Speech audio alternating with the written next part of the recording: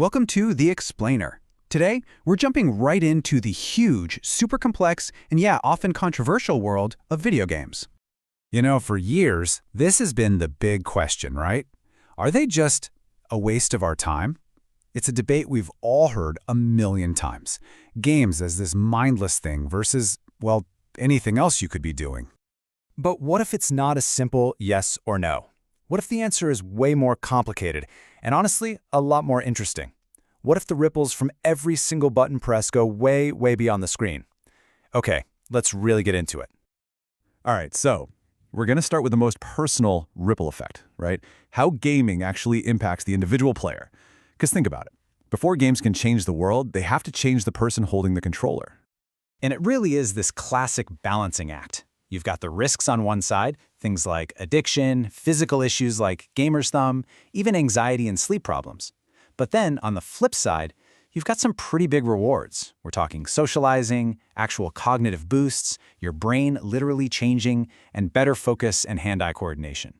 And here's the thing, it's not always one or the other. For a lot of people, it's a mix of both. So let's dig into that risk side for a second. Health professionals are now taking a really close look at something they call Internet Gaming Disorder, or IGD.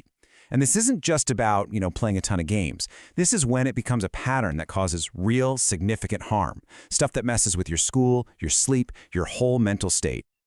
And those risks, they're not just about how much time you spend playing. Oh no, they're also financial. We've seen this explosion of in-game purchasing, especially with things like loot boxes, like the one in this headline here. And that's opened up a whole new can of worms when it comes to potential harm. Get ready for this number, $30 billion. That is what these loot box systems pulled in 2018 alone. It's just staggering. And researchers are pointing out that these mechanics are, well, they're a lot like gambling, and they can lead to some serious unplanned spending, especially with younger players who might not even see the risk. So let's follow that ripple outward. We've talked about the individual, now let's look at the community. Because let's be real, modern games are almost never a solo thing anymore. Games have turned into these gigantic social hubs. They're places for what we call socialization. That whole process of learning the rules, the spoken ones and the unspoken ones, about how to get along with people and just be part of a group. And this isn't just some fringe theory. Check this out. The Pew Research Center found that for more than half of all teenagers, video games are one of the main places they make new friends. And these friendships, the ones built in these shared digital spaces, they can be just as real and just as important as the ones you make in person. It kind of blows up those old ideas about what a real friendship is, doesn't it? So games like this, they become what some experts call virtual playgrounds. I love that term. They give everyone, kids and adults, a place to practice starting conversations, building relationships, and keeping those friendships going, which is super important when you can't always hang out in person.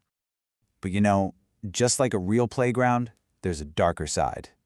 The very same things that help build up these amazing communities can also be twisted and used for harassment. It creates these new spaces for bullying where it can feel like there's absolutely no escape. And this chart, wow, it really shows you how big of a problem this is. In just one study of online gamers, over half, 52%, said they'd been harassed. And what's really wild is that 35% admitted they'd done the bullying themselves. And get this, 21% were actually both bullies and victims. So we're not talking about a few isolated incidents here. This is a really complicated cycle that's just part of the online experience for way too many people. Okay, moving on. Now we're going to zoom out even more. Let's see how those ripples are spreading out into the rest of the world, way beyond just entertainment. We're talking about fields like medicine and even hardcore scientific research. Believe it or not, exergames, games that actually make you move, they've been around for decades. I'm serious. It all started with stuff like this, the Atari Joyboard. It was basically a scale you stood on to control a skiing game with your body. And you can really see the evolution here. We went from these simple balance boards to the full-body workout of Dance Dance Revolution in the arcades. Then came the huge global phenomenon of the Nintendo Wii's motion controller. And now we have these super smart apps on our phones like Zombies Run that use GPS to turn your actual jog into a crazy adventure. This whole idea, using game-like stuff like points, badges, and leaderboards to get us motivated to do non-game things, that's called gamification. It's the secret sauce behind apps like Duolingo, and you see it everywhere now, from your fitness watch to company training programs. Gaming is even helping with some serious cutting-edge science. Take an app called Sea Hero Quest. It was actually designed to study how we navigate spaces, which is one of the first things to go with dementia. By making the research a fun game, they got data from over 4 million people. That's the equivalent of more than 100 years of work in a traditional lab. That's just incredible. Okay, our final section. Let's look ahead. Where are all these ripples heading? Because gaming isn't just a pastime, it's actively shaping the tech of tomorrow and making us ask some big questions about our digital lives. One of the biggest things in gaming's future is accessibility. You see these menus here. Features like colorblind modes, which used to be kind of rare, are now becoming standard. It's all about making sure more people can actually play and enjoy the game the way it was meant to be played. And that push for accessibility goes beyond the software. It's in the hardware too. I mean, look at this incredible device, the Xbox Adaptive Controller. It's this super customizable hub that lets players with limited mobility design a controller setup that works just for them.